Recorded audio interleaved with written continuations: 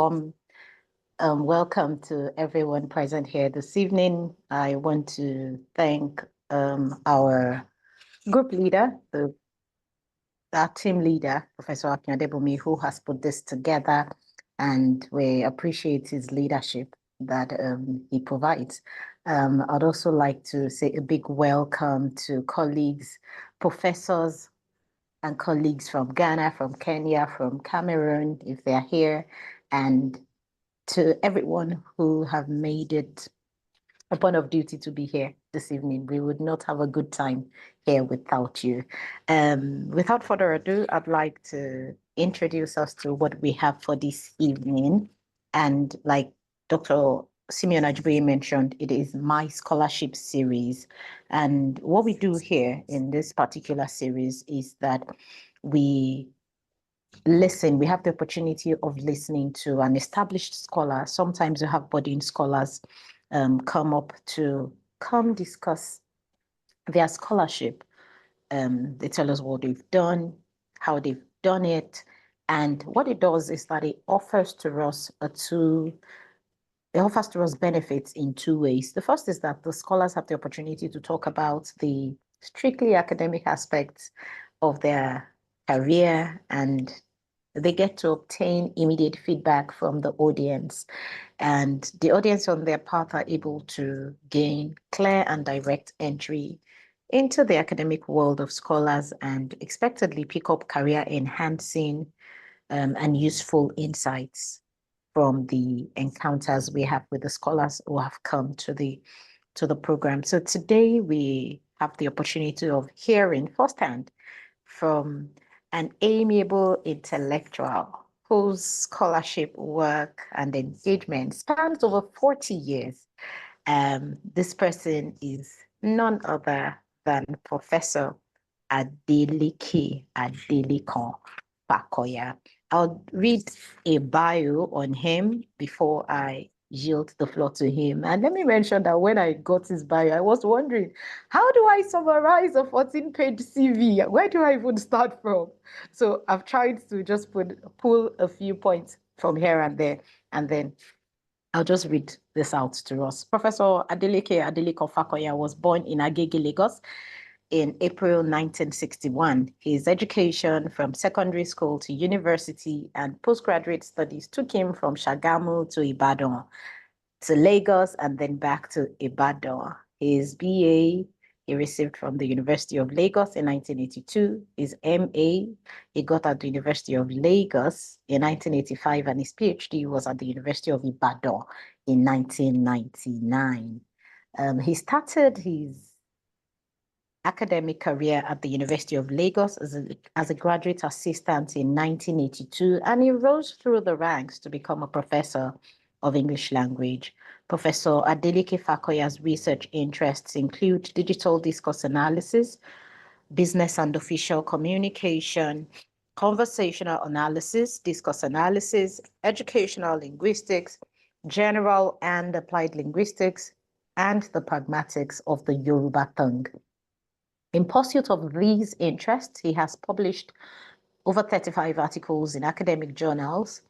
He has also published 9 books, and these books were either solely authored or co-authored or co-edited. He has also co-authored 24 instructional materials. Professor Adeleke Fakoya is not just all about scholarly articles. It's got a creative side to him as well. He has 7 creative works. Some are published while some are unpublished. He has also served in different administrative capacity. He was once the Dean of Faculty of Arts at the Lagos State University, where he lectures. He was at one time the editor of the Lasso Journal of Humanities, a role that he held for 15 years. He was at one time the MA English coordinator. He was the examination officer, the part-time studies coordinator. He acted as the chair of the Student Disciplinary Committee. He acted as the director of Lasso Museum and the director of Lasso Ventures. So we can comfortably say that he's done practically everything that there is to be done administration-wise in the university. Outside of LASU, he has also served as a consultant to the Lagos State Ministry of Education, Lagos State Teaching Service Commission, the Lagos State Judiciary, and also the National Assembly Institute and at Abuja.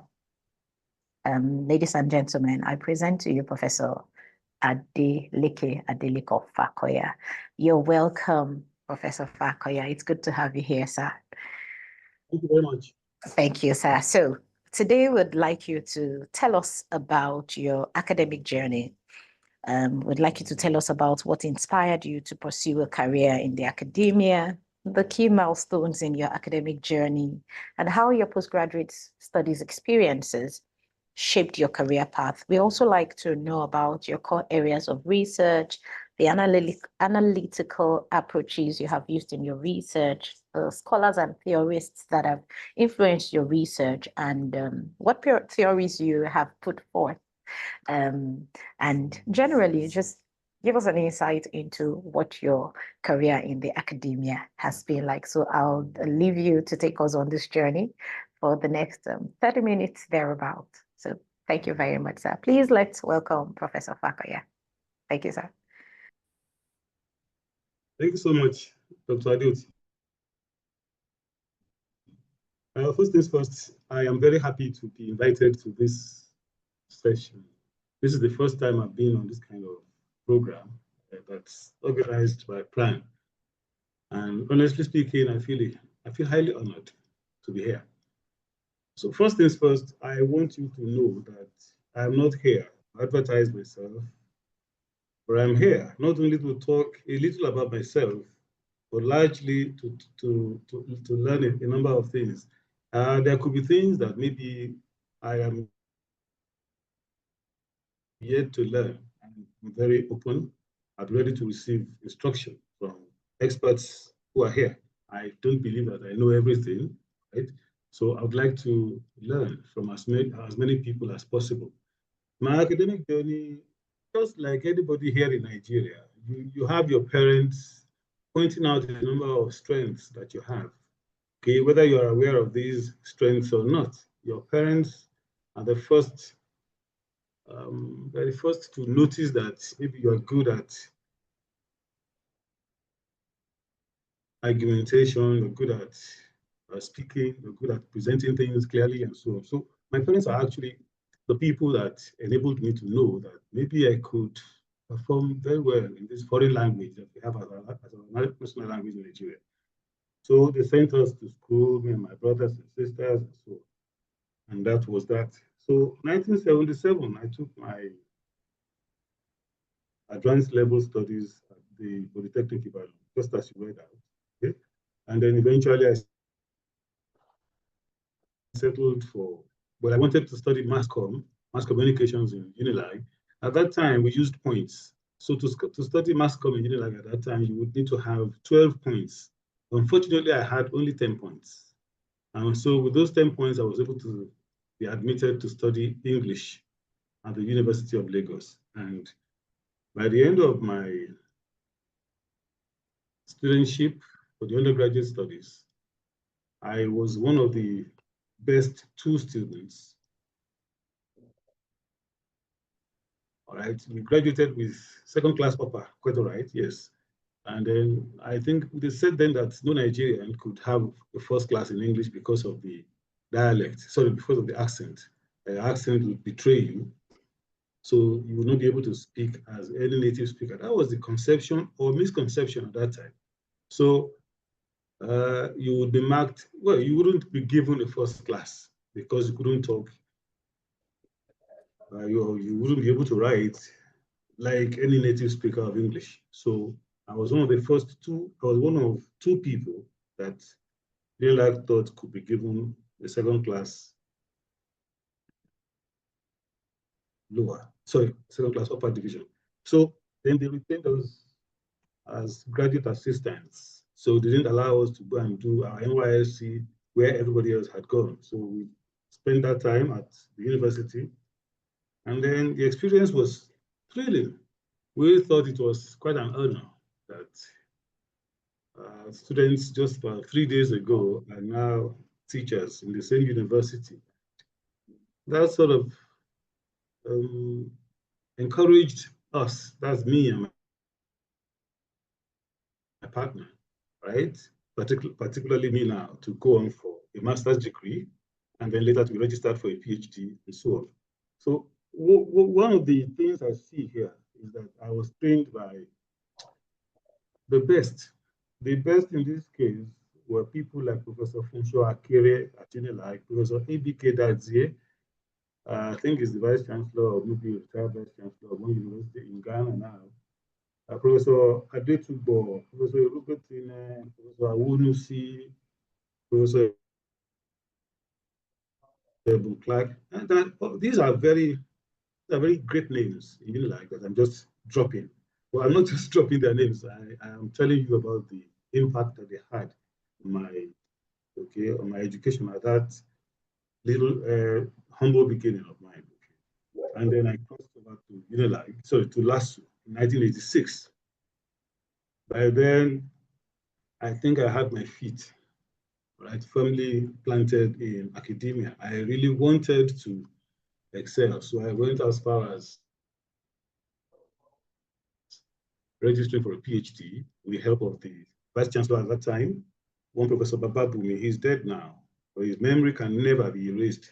Okay, and the Deputy Vice Chancellor at that time, Professor Peter Okebokola, the two-time Executive Secretary of NUC. And so these two people enabled me to seek admission to the University of Ibadan to do my PhD. And then through them, I was able to meet more important, greater people, especially the former Vice Chancellor of the University of Ibadan, Professor Ayobanjo, who was then my supervisor. And then through him, I met other people, Professor Odni Yoshundari, Professor Amayu, Professor Izepaye, Professor Oyeleye, Professor Sain, Professor Kunle Adeniro. These are huge names that nobody can trifle with. They're important people, not only to me, but to the strength of the English department of the University of Ibadan. So I wrote a PhD that became like the Bible for some people. I'm saying this very humbly. At that time, research into discourse analysis was just about 10 years old, and that was still very, very new in Nigeria.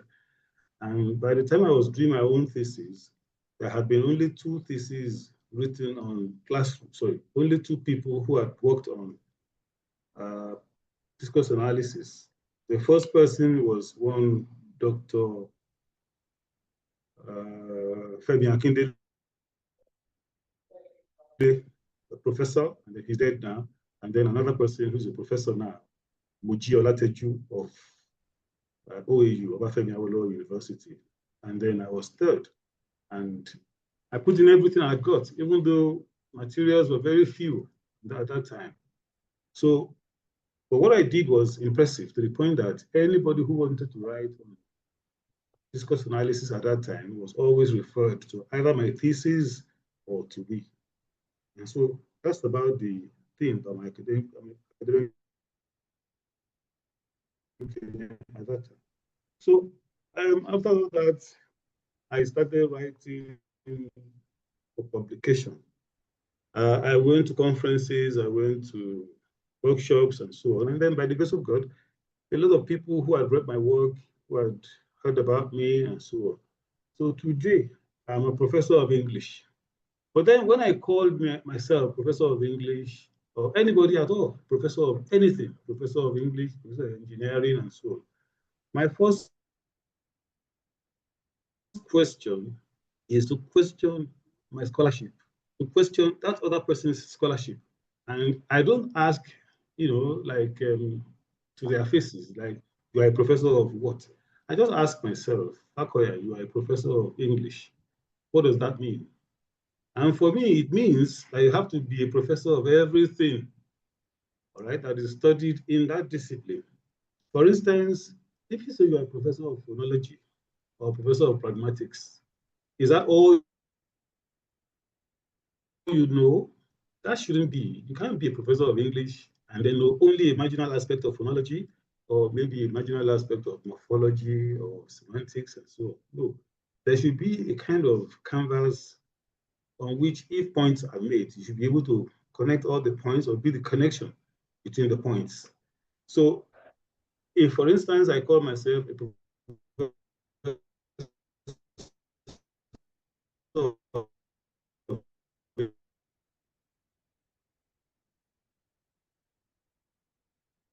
maybe an assignment,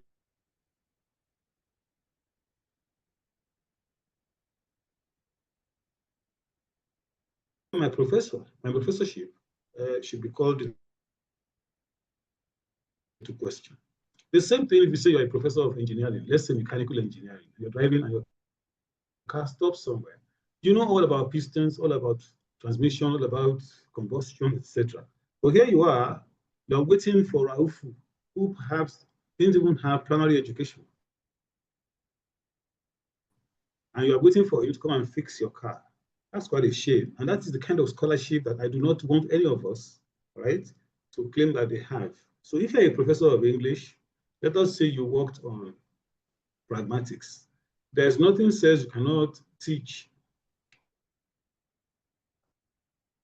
a lot of other things. You'll be able to teach use of English, for instance. If a professor of English cannot teach use of English, then there's something to that professorship. And that is the kind of thing that enables me to want to see what is Akin Odebunmi doing in his own field. What is this person doing in semantics? What is this person doing in with artificial intelligence and so on? And so I think of myself as a generalist in linguistic studies. I want to know. So what I have written in my research, my publications and so on, everything goes from either phonology to morphology to syntax to semantics and so on, because I have trained myself to know a little of everything, not just to know everything there is to know in my little area. No, it's best for one to have that kind of orientation. So I call myself a generalist in linguistic studies, applied general linguistics, semantics, and so on. And that's the way it's been with me for so many years. Now, I now transferred all that knowledge from semantics, from pragmatics, from this and that, into studying my language, Yoruba. It's no use when I devote all my attention, all my strength, all the resources I have got to the study of somebody else's language. No offense intended here, but it's okay for you to see how the application of all these theories you have from these areas, these branches of linguistics and so on, how all this knowledge adds up to describing your language, or if there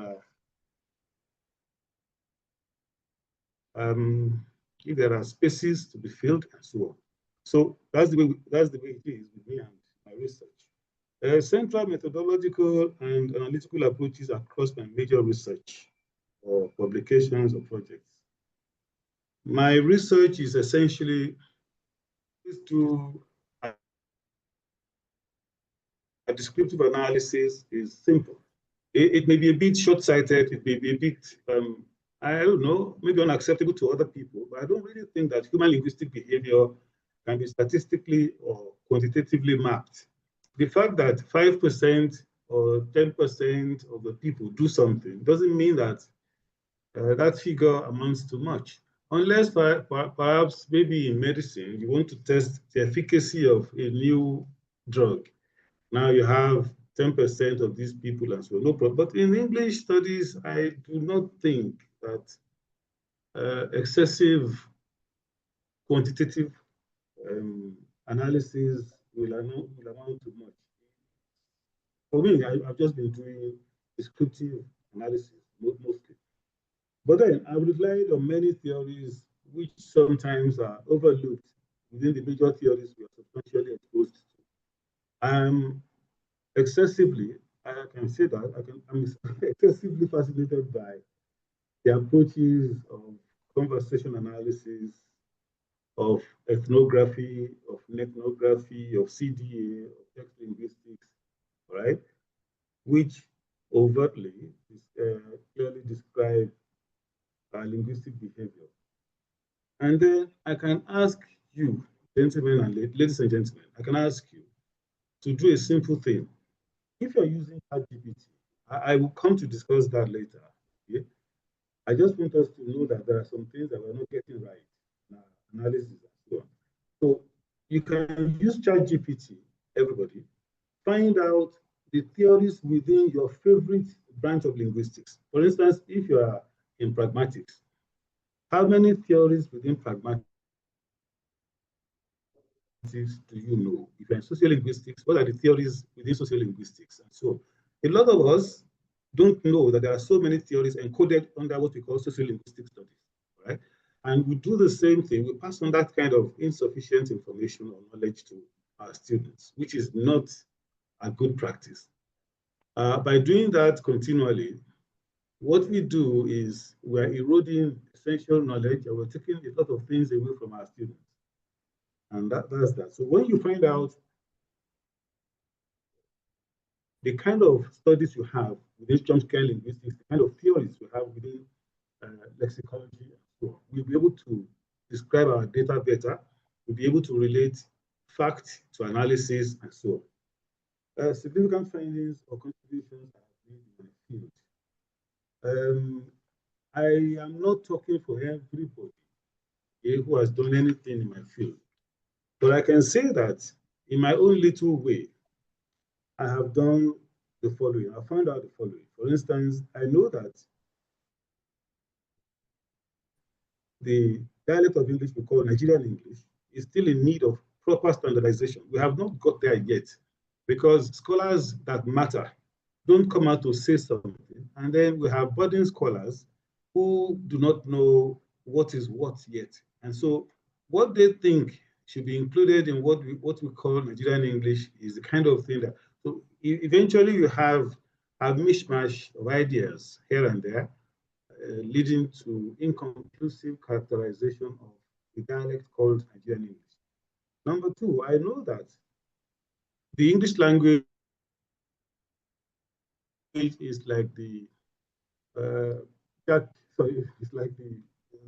it's like a virus, all right, that is consuming nearly every language in the world, every other language in the world. And so our languages in Africa, or particularly in Nigeria, could still be saved despite the plethora of scenarios of endangerment. We have so many things that are endangering our languages, but then that does not mean that we cannot save our languages. So we can still do something, right? It's not enough for us to just say, okay, we are allowing our children to speak our languages. That's one way forward. But then, don't you think that we have to go into other, we have to team with other disciplines, right, to be able to present a product? Maybe we have one locally made product that can have global acceptance, and then we now insist on selling that product not only by an English name, but by our own name, write the docket in our name, so in our language, and so on. Thirdly, our research approaches are still largely parasitic. I am very happy about what Professor Akin Odebunmi is doing, for instance. The last time we met was at Ibadan, I think about a month ago, okay, where he presented, I think, a culturally based form of pragmatics, right, which took account of so many things, right, that ordinarily would have left unaccounted for because those things can't be accounted for using parameters of English description. So we have such a person, or we have such a group of people doing such a thing. So that will add to existing knowledge rather than just be consuming, right, or be applying the things that we are fed with from the Western world. I've not said that Western theories are not strong. They are strong, they are authoritative, and they are still the yardstick for us in Nigeria today. But then nothing says that we cannot start our own revivalism. Let's begin to put our own thinking into writing and so on. 4, our teaching and learning methods are almost totally at variance with 21st century approaches.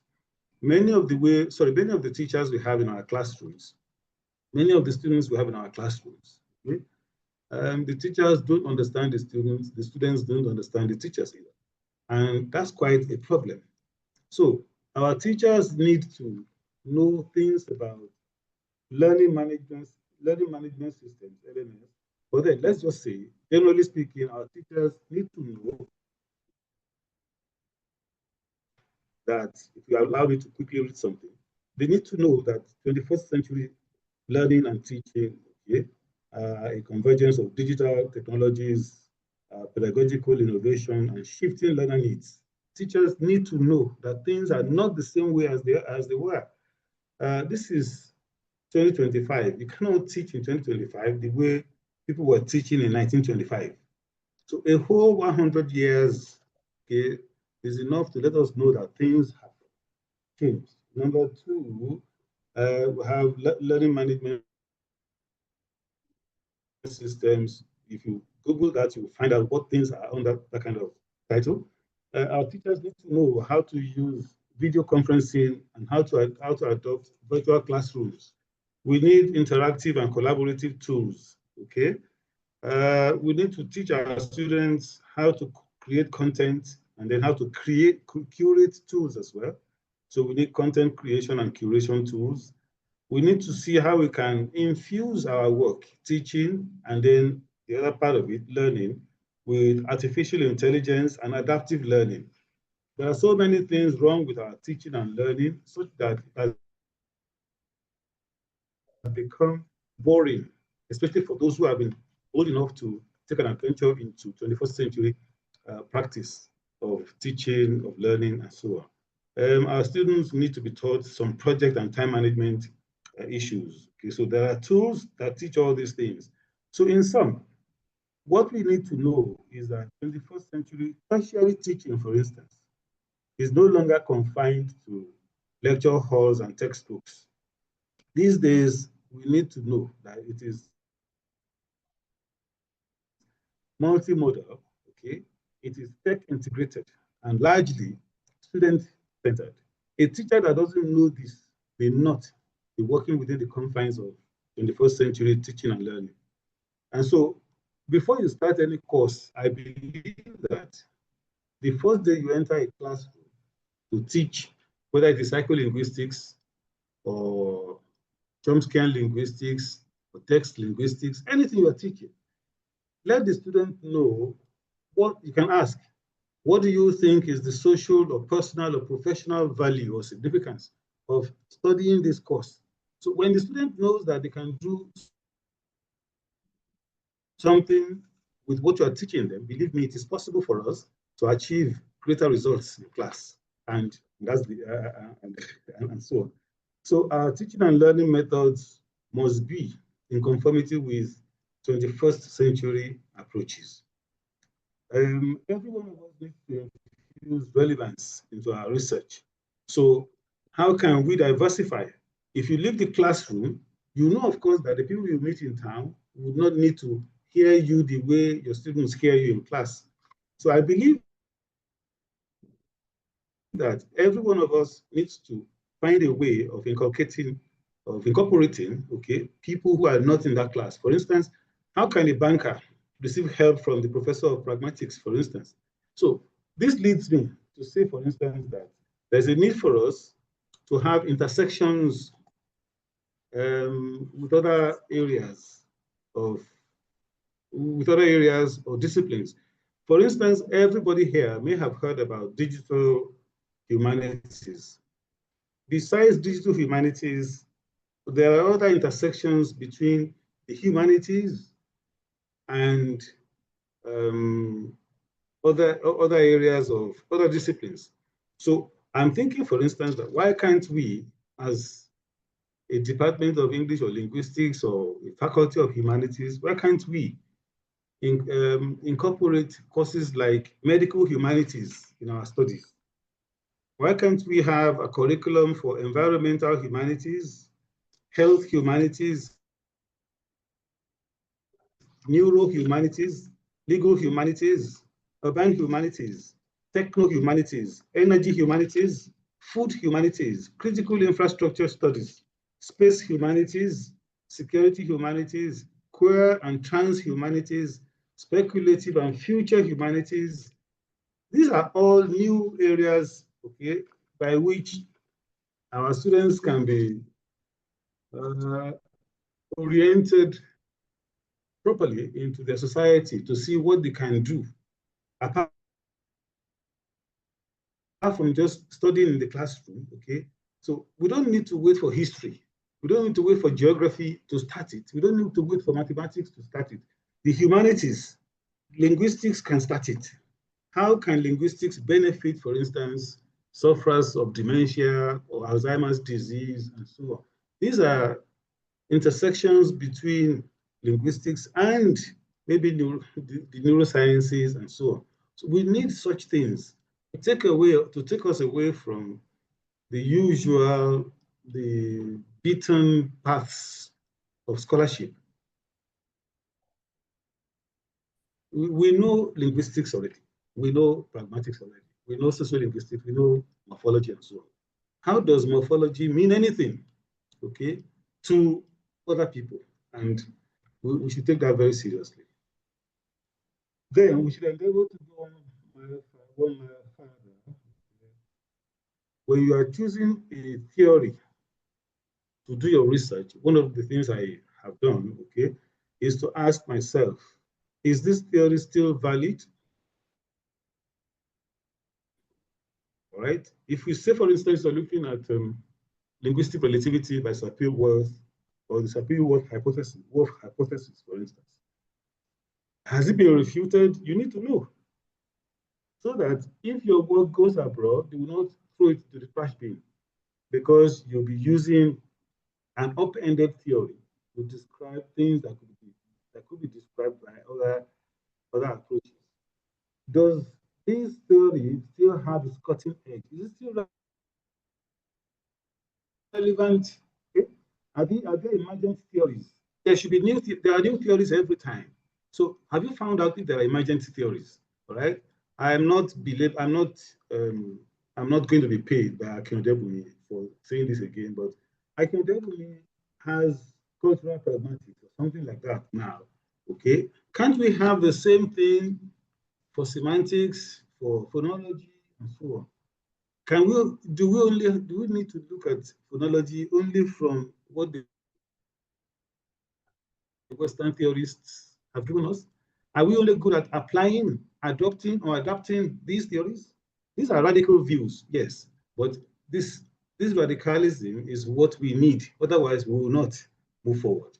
So even if we are applying Western theories to African data, we can still ask, can this theory fully account for the African phenomenon?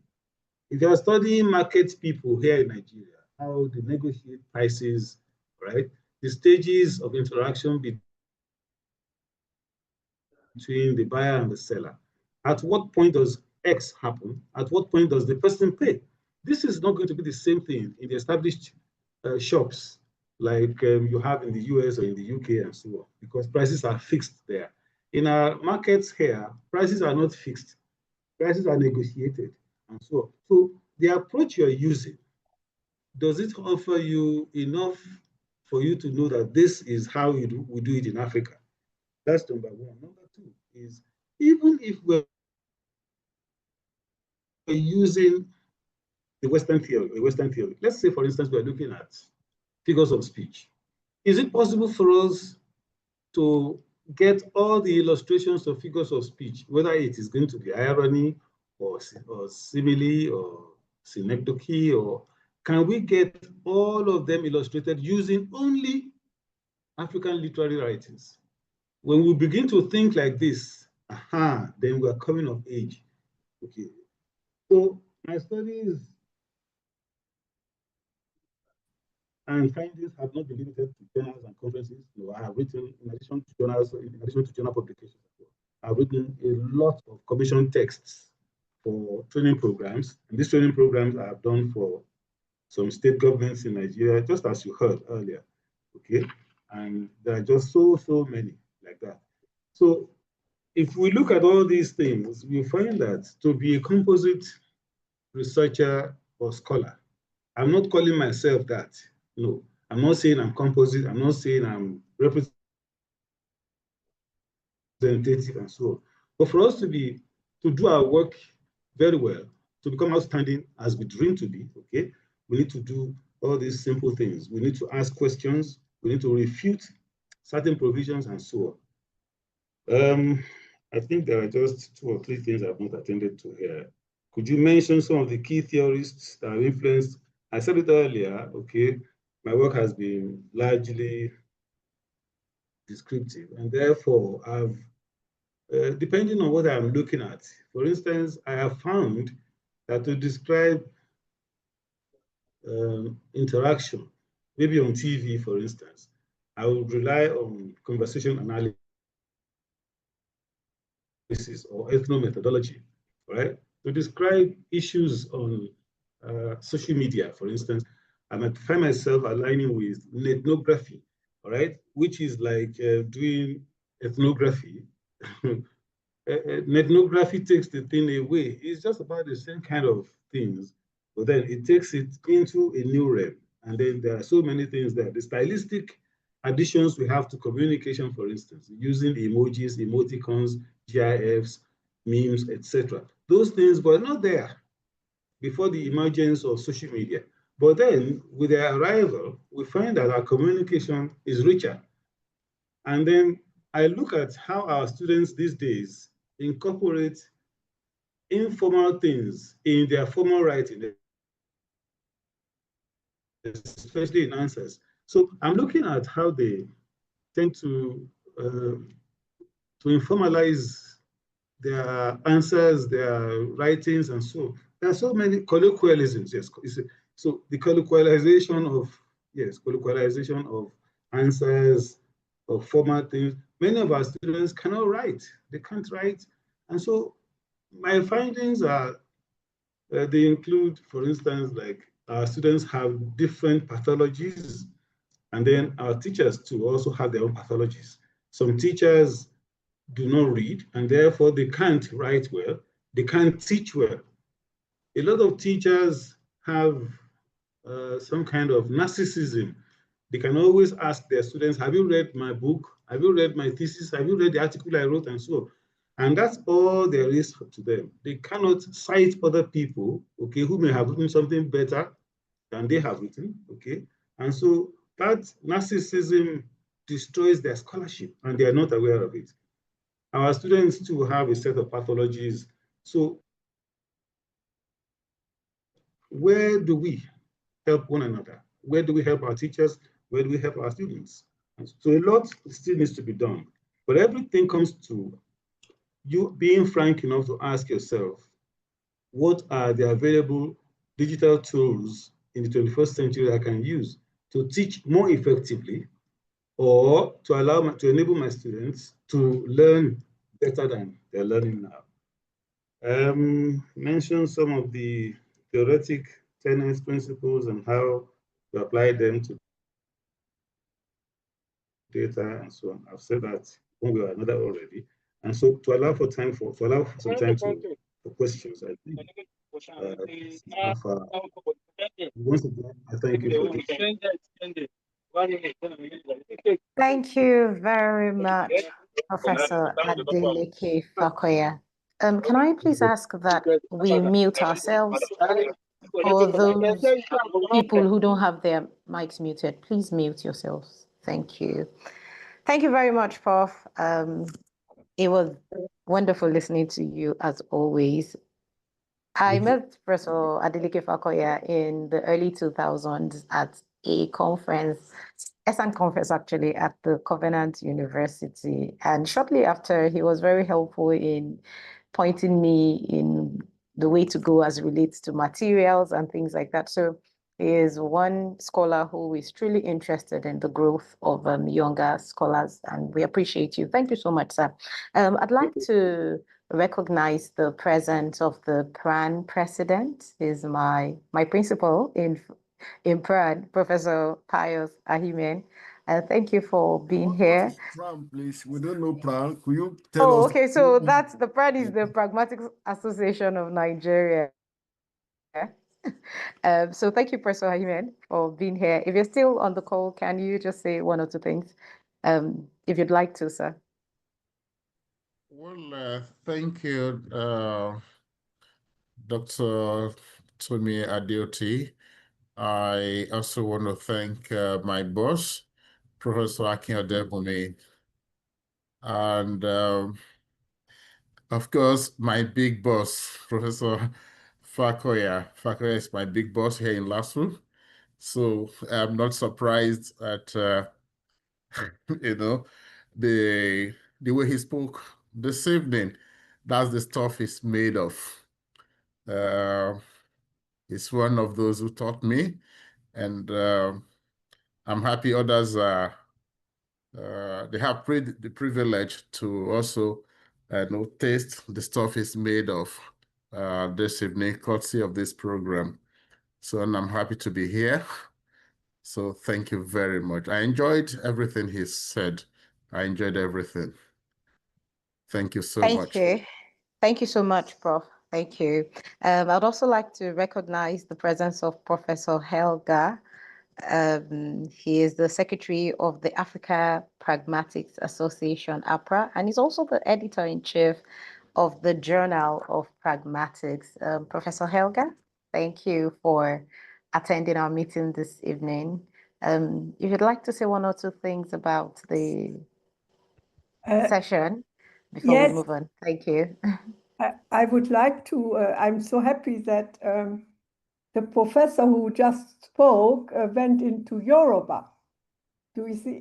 Because I feel, particularly if you want to do African pragmatics, you have to put your knowledge into describing African languages. And I found, because I have worked in African languages all my life, I did not come in through English. I found that African languages can contribute to theory so much, you see? And so if we start descriptively with African languages and their features, then and then apply theories, we will often realize that they can modify theories and can question the universality of theories, you see? And you know, when you consider many theories, they started on English. And then they thought English, you know, out of the English language, you can develop all these universals, yes. But, you know, come to African languages and you know, they are often, you know, agglutinative. English is not agglutinative. And you know, and so, so I'm so happy that you also talked about Yoruba. Thank you so much, Professor Helga. We have had an amazing time listening, and I'd say one or two things that I got from the lecture before I invite other people who are interested in maybe asking questions or saying one or two things as well. So if you have questions or you have anything to say, please indicate by a raise of the hand. And as Professor Helga was speaking, it reminded me that one of the things I put down while Professor Fakoya was speaking was about the fact that we need to diversify our knowledge. So rather than just staying hooked on theories from the West and what they prescribe, we need to do more in contextualizing the knowledge that we get from whatever theories we have. So how do we get this knowledge that we get from them to intersect with other areas or disciplines? And this would include areas such as our native languages, Nigerian and African native languages. He spoke about the fact that there's a need for us to ensure that these languages are kept from going into extinction. And a way of ensuring that their survival is writing about them. So it's fine to use data from our native languages. It's fine to begin to theorize, as it were, about these native languages, even if it means borrowing theories from the West or using theories from the West. I also noted that as people coming behind great scholars like Professor Fakoya and the likes of Professor Odebunmi, we need to keep asking questions about the validity of the theories we're using. How relevant is it? Are there other emerging theories that we could otherwise use? How applicable are these Western theories that we use to our African realities, to the African data that we are investigating? And I think these are very important things to pay attention to as we write to be published.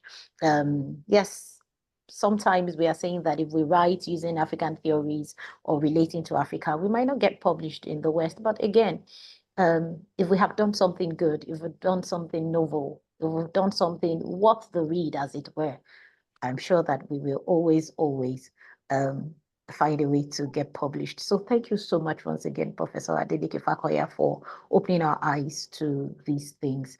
I don't see any hands up just yet. So while I wait for the hands to go up, I'd like to invite Professor Akin Odebunmi to say one of the things about the not lecture per se, but the interaction we have had with Professor Adeleke Fakoya today. Okay, I see one hand up. Yes, Professor Akin Odebunmi, please go ahead first, and then I'll invite the next person.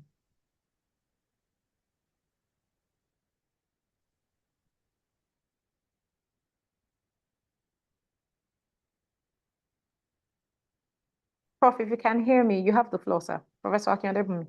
Hello, thank you very much. Someone was calling me, and it was a wrong call.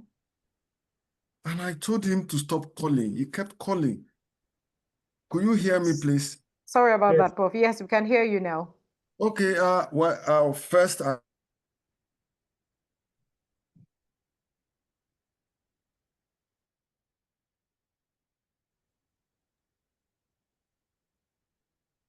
Okay, Prof, we've lost you again.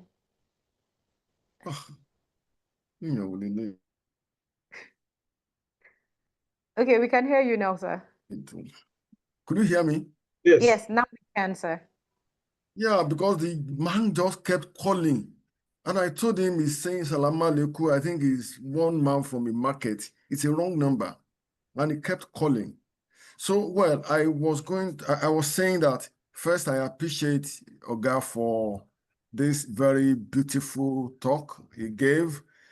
Well, we are not expecting anything less. And so we appreciate that. We were very happy when he accepted the invitation. We felt highly elated that we will have him on this program. But before I speak, I also want to appreciate the president of the Pragmatic Association of Nigeria. I was president for 6 years. He was my secretary and was fantastic. And so we are very happy that he's able to join today. I thought he was going to talk about the PRAN conference coming up in July. Maybe before the end of the program, he would have to say something about that conference, expecting us to all be there, then make it a very good occasion. Now, well, Helga, thank you very much for that very beautiful intervention. And that's where I'm going to make my first preliminary intervention. Well, I was very happy Oga spoke about our indigenous languages. Well, I was always, and I still say that to my students, I was always saying that to my students, and I still say it there, that you cannot be relevant as a scholar in English linguistics in Nigeria, in Africa, without mastering your indigenous languages. Because there's no way you could, no one is interested in how much grammar you know of English. No one is interested in how many rules of English usage you understand. But people are interested in to what extent you have been able to contextualize all of these within the confines of your language.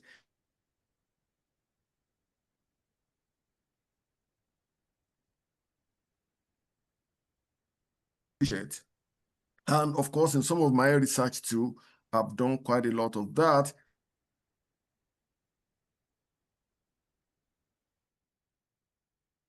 I worked on Omoluabi, I worked on thinking and so forth.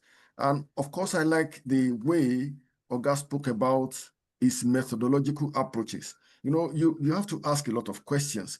Otherwise, you find yourself stranded somewhere. And that's not just that. It will also get you to a point where you really cannot define who you are. So there's going to be an identity question. Who am I? And so that identity question is very, very important. So I'm going to stop at this point for others to contribute. If there is any other opportunity before the end of the presentation or this meeting, I'll say more. So thank you, Tommy, for that. Thank you very much, Prof, for the succinct but insightful contribution. I don't see any other hands up. Please let us know if there is anyone who is I willing think to there say is something. Dominic from Ghana. Dominic from Ghana wants to say something. And Okay. You have the floor, Dominic. Thank you. All right. Good evening, senior colleagues. Good evening, senior colleagues. Good Good evening. evening. Please go ahead. We can hear you. yeah. Good evening. Thank you very much, Prof, for this privilege. All that I want to say is that those of us under the mentorship of Professor Odebunmi, who has been privileged to participate in such events, we are really grateful. Indeed, Prof presentation has really actually give us insight about how to go about certain aspect of pragmatics. So in the first place, I just want to commend Prof for such a wonderful presentation, and also indicates that we really enjoyed what was submitted and presented. Thank you. Thank you. Thank you so much for that. very much. Okay. Thank you. Thank you very much, Dominic. I'd also like to once again, we welcomed them before, but I think some other people joined, our colleagues and senior colleagues from Ghana, from Kenya, and from Cameroon. Thank you so much for being a part of today's series. It's always a pleasure to have you join us. All right. I do not see any other hands up. Republic. There's Martin from Czech Republic. We just joined. Oh, okay. You're welcome. Thank you. I'm sorry, I cannot turn on the video because I'm in a place where I'm making food somehow before Prof mentioned that.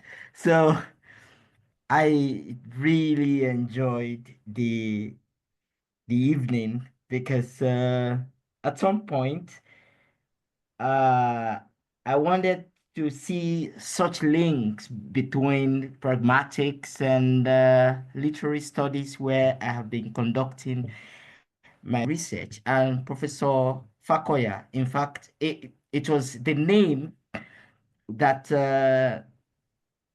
that called my attention to this program. And this just might be the beginning of my attending this regularly. I'll have to put that on my outlook and see how I can attend. But of course, I trust my friend, Dubamu, Dr. Dubamu, is going to post regular uh, reminders so that I can always attend this program. I thank Professor Akin Odebunmi.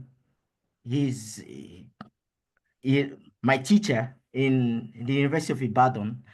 Of course, I wasn't in the Department of Language, but he's got such big influence on, of course, the way I do research because he taught us research methods, and it is somewhat uh, related to what I do in literature. I try as much as possible to reinforce the linguistic basis of the literary corpus that I investigate.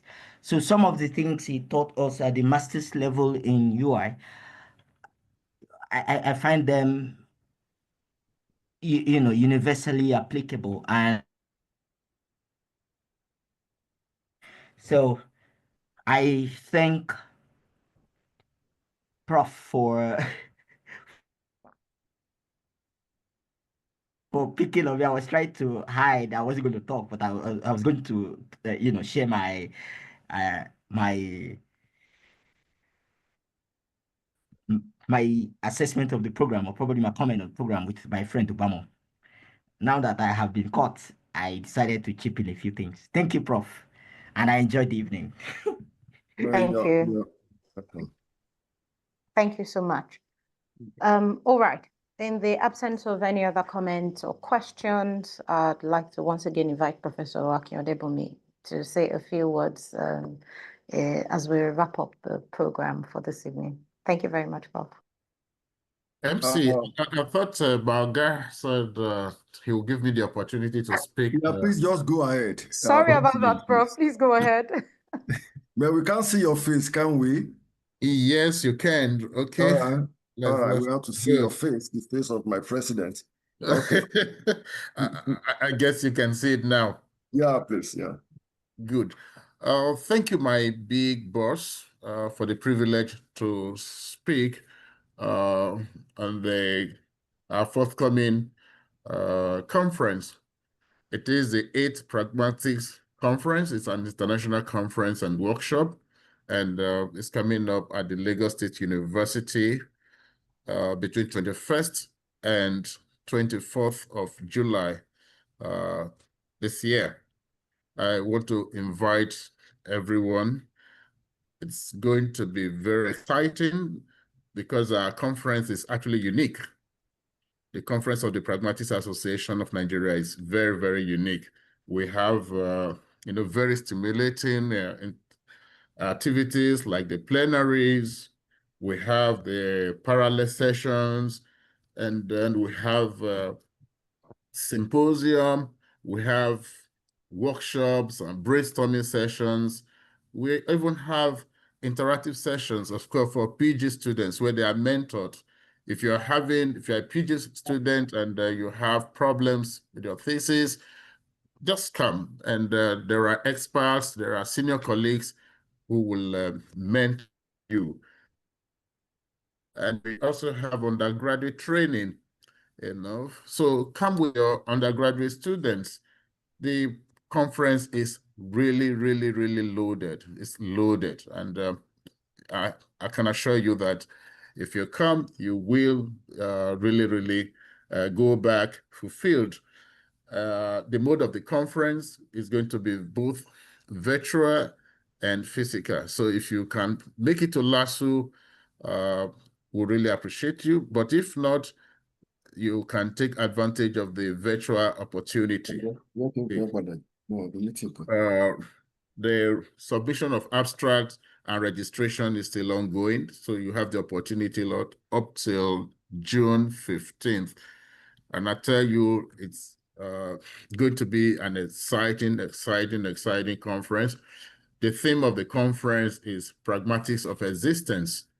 And the keynote speaker is Professor Don Nielsen, who is an emeritus professor of linguistics at Arizona State University and the co-founder of the International Society for Humor Studies. It's going to be a great time. So we're looking forward to receiving you at the Lagos State University. Thank you very much. Thank you so much. In fact, let me not forget that my big boss, Professor Akin Odebunmi, is one of the plenary speakers. So it's an opportunity for you to interact with him. So thank you very much, Professor Odebunmi and Dr. Adeoti. Thank you so much. Okay. Thank you very much, Professor Aimie. Well, we trust you. We know that the Pram tradition will never die under your leadership. So thank you very much for attending this. And of course, my final word will be about this presentation that we just listened to. I come back to it. Professor Adeleke Fakoya is of LASU, and he's been in LASU for more than 90% of his career. And just have to say that there's something about LASU that we should appreciate. He's a big man We respect him. I personally worship him. I like him as a boss. I appreciate him as a brother, a big brother. Of course, the age difference is wide, but he doesn't relate that way. So we really appreciate you, sir, for that humility and the way you do everything. And as I was trying to say, I said that the methodological description he gave was really fantastic. You have to ask a lot of questions about what you are doing. Precisely, what am I doing? How do the existing theories, how do the theories in existence help to facilitate or diminish the value of my research? There is also this question I always want pragmaticians to really bring their attention to. And that is the question that you raised about the validity of the theory. Sometimes a theory is battered. The theory is so battered that if you use the theories, you are going to end up having a very terrible rejection. Very terrible, because the theory has been heavily battered. And so one way to do that is to have a very clear review of your theoretical tool. For example, if you use Brown-Levinson's phase work theory, where you find very, very few people using Brown-Levinson's theory. But that's not to say that you cannot use it. There are times when a theory is battered very badly, and you can't use it in most cases. But sometimes there's a value point for it.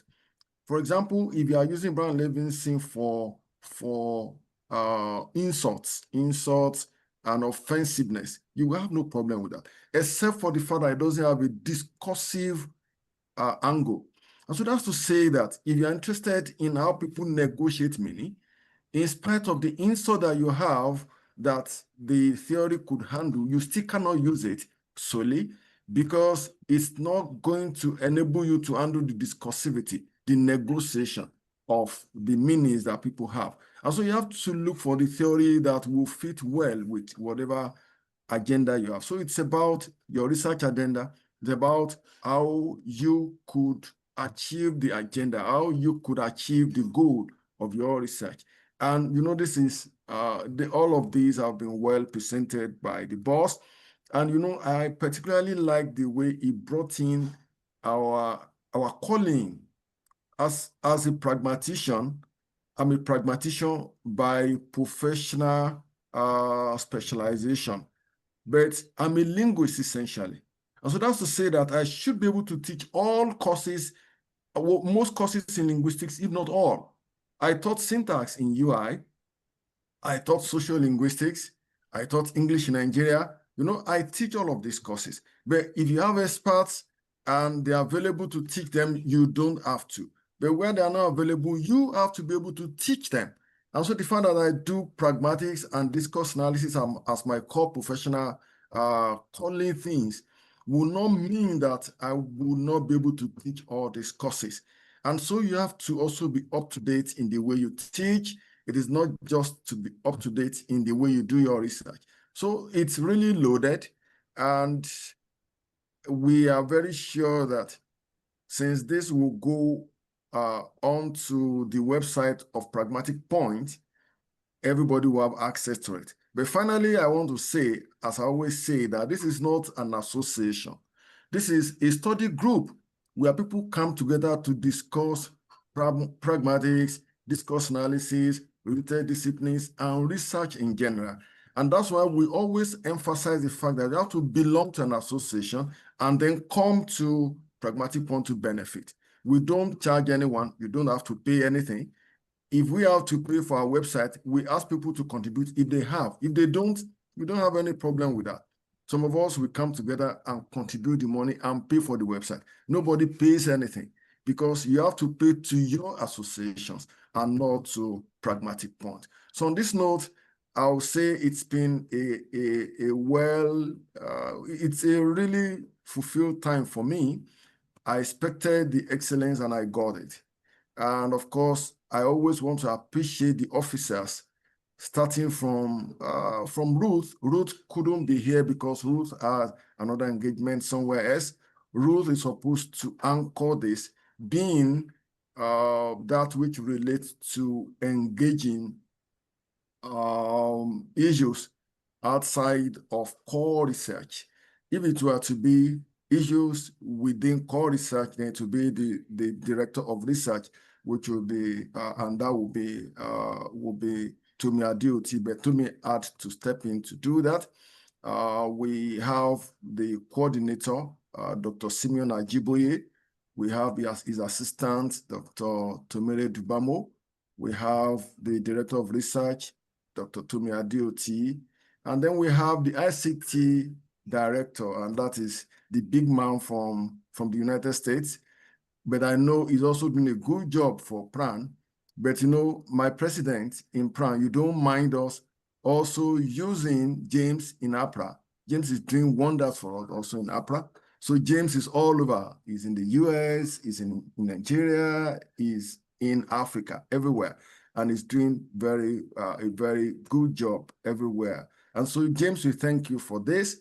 And we know that very soon, within the next few minutes, we would see this uploaded. So once again, I want to say thank you to Professor Adeleke Fakoya for coming and for delivering so wonderfully.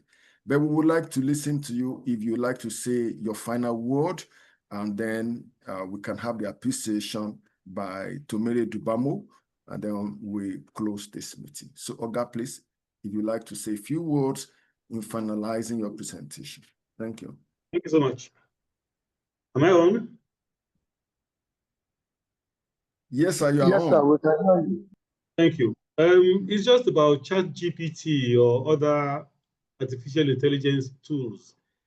The traditional teacher in Nigeria thinks that ChatGPT is evil, and then it's going to teach students how to steal materials here and so on, and then lecturers how to become lazy and so on.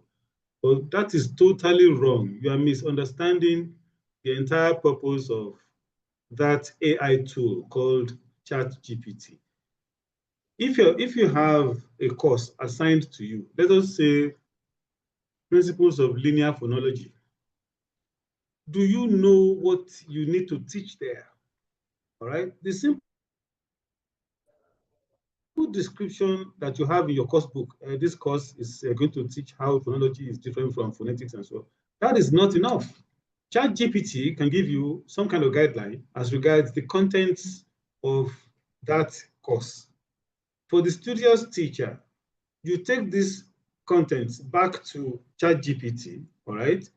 And then you ask for each of those contents, what is linear phonology? How is non-linear phonology different from linear phonology? Ask about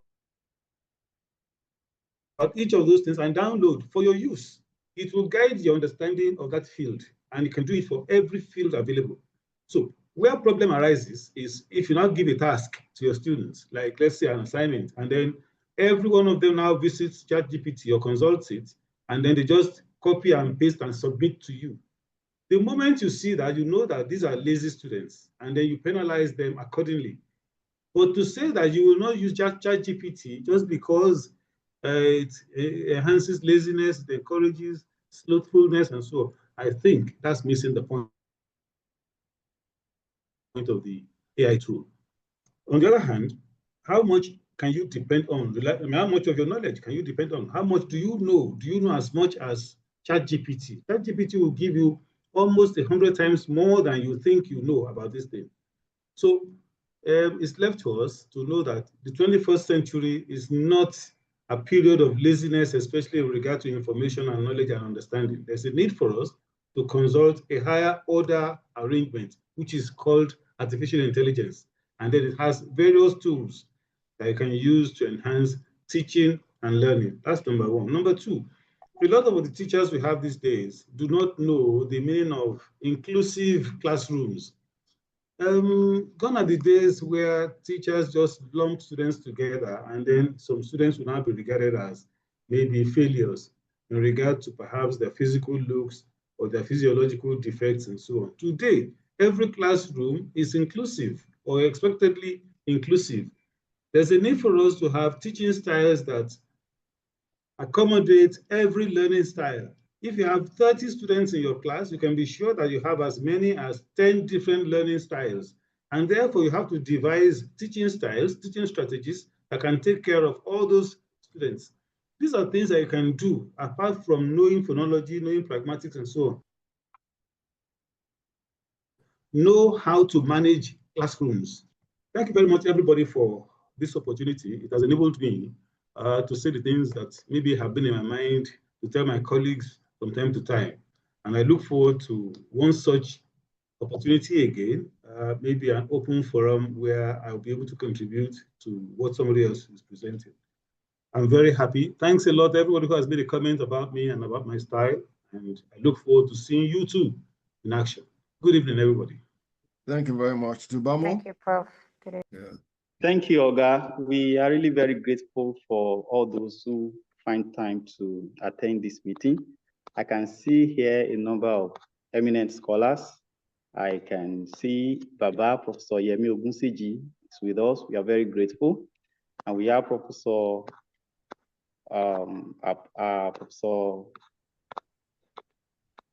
Ola.